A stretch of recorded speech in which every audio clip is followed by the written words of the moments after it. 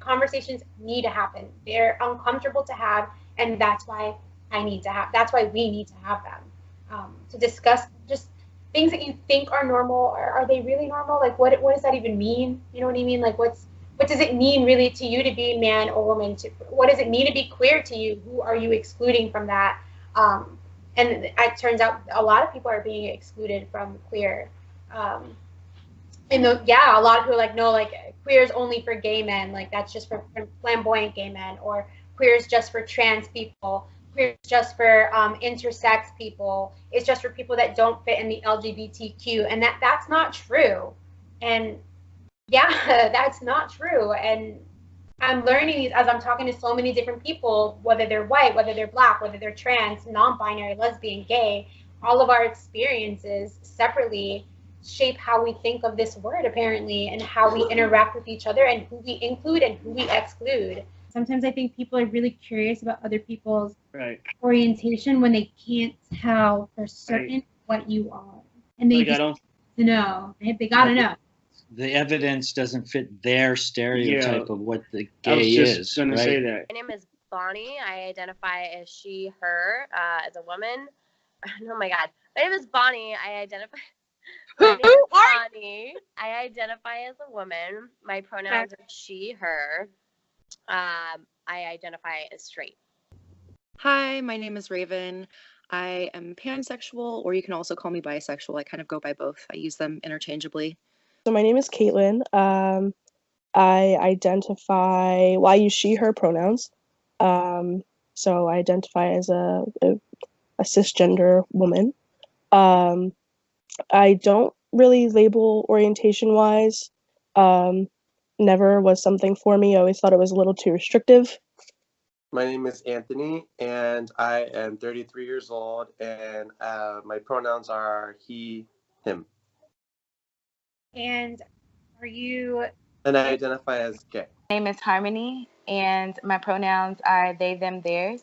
And I identify as a non-binary person, a non-binary trans person. And I am queer. And I am a national community organizer with the organization Southerners on New Ground. And I'm a parent to a wonderful 4-year-old. I'm Brianna Bahar Hansen. I identify as non-binary, use they, them pronouns. I'm queer, I'm white, anti-racist, feminist. I'm a lifelong educator and learner. Okay, so when you say you're queer, what do you mean by that? I am anti-police state. I am an abolitionist. It means that I am anti-capitalism. It means that I am pro-indigenous rights to this land. It means that I am pro-queer, I'm pro-immigrant, I'm pro-black. That's what all of that means.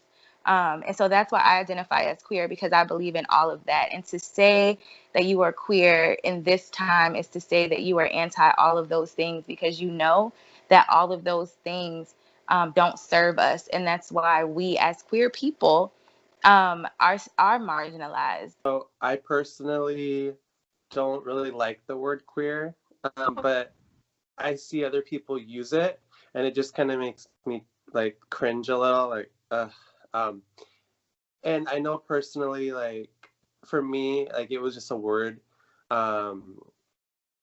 kids would like as children, like on the playground, would use like in a negative connotation, and like would kind of, I've had people tease me and call, oh, he's queer, and like make fun of me for being gay, and that's just the word so that's what I identify with the word queer.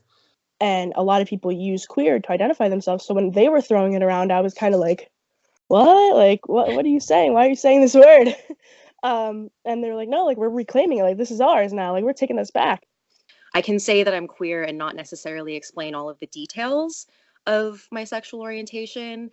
I also like it because it's kind of an umbrella term. So it's not, like if I'm talking about a group of people who are not all the same sexual orientation as me, like it can represent different sexual orientations. It can also represent different gender identities. So I feel like it's easier to talk about, like, say, a group of my friends, we're queer, and not have to get into how each of us separately identify. It's one of those terms that I think is defined very differently across different groups of people.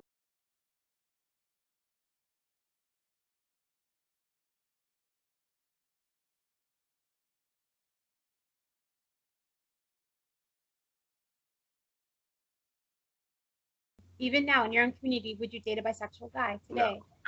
So there is, you see, that's what I'm talking about. The stigma in our own gay community about our own level of gayness. And you have it towards someone who's bisexual. I think I would have been okay with it before, but having had a boyfriend like break my heart and then dated girls, so I was like, oh no, like.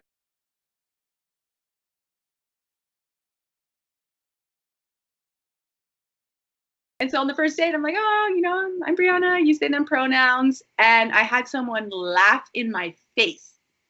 Like, oh, they them pronouns. Is this the person that you were on a date with, laughing in your face? Yeah, and then she laughed and she said, that's stupid. And so then I said, it was a pleasure meeting you. Have a great day. I get genuinely depressed, like when I get in and out of the shower and like I'm by the mirror and I see myself and I'm like, ugh, I hate what I see.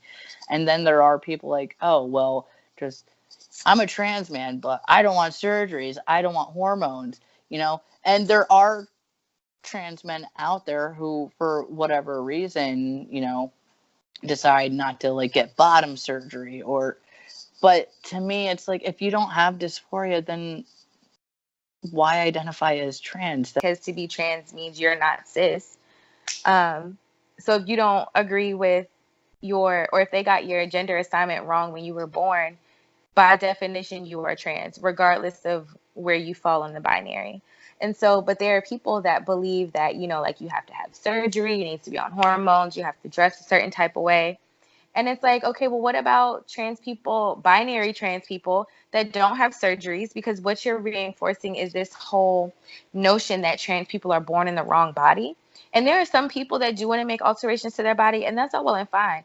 But there's a vast amount of people that are just fine with their body, just fine with their body. And what they're not fine with is the labels and the implications and the assumptions that society puts on you because of how you present.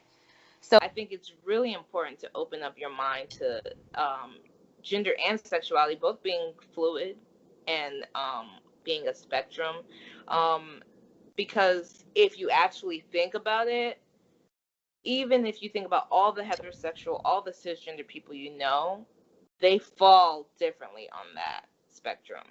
if you want to live in an inclusive world, which means that every single person is considered, regardless of their intersections, that everyone is considered and everyone gets to be free. If that's the world that we want to live in, then we have to learn how to have conflict that has resolution and not conflict that has disposability.